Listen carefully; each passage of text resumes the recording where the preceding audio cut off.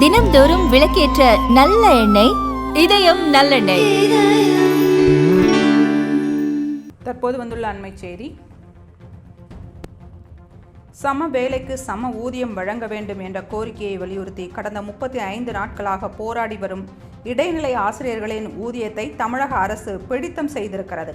பல ஆசிரியர்களின் ஊதியத்தில் 80% வரை பிடித்தம் செய்யப்பட்டிருப்பதாக கூறப்படுகிறது.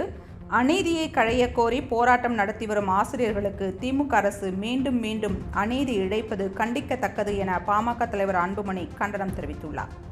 2009 மே மாதம் 31ஆம் நாள் மற்றும் ஜூன் 1ஆம் தேதிக்கு பிறகு நியமிக்கப்பட்ட இடைநிலை ஆசிரியர்களுக்கும் இடையே அடிப்படை ஊதியத்தில் 3170 ஊதிய முரண்பாடு உள்ளது. ஆசிரியர்களின் ஊதியத்தில் பிடித்தம் செய்யாத தவறுக்கு இரட்டை தண்டனை வழங்குவதற்கு ஒப்பானது என அன்புமணி கூறியுள்ளார். ஆசிரியர்களுக்கு பாதிப்பிலிருந்து விரைவில் நிவாரணம் கிடைத்திட ஆவண செய்யப்படும் என்ற வாக்குறுதியையும் அளித்து பழி வாங்கலுக்கு எதிரான நடவடிக்கைகளை மேற்கொள்ளப் போவதாக வாக்குறுதி அளித்த திமுக அரசு இப்போது ஆசிரியர்களை பழிவாங்க துடிப்பது என்ன நியாயம் என்று கேள்வி எழுப்பியுள்ளார் அன்புமணி.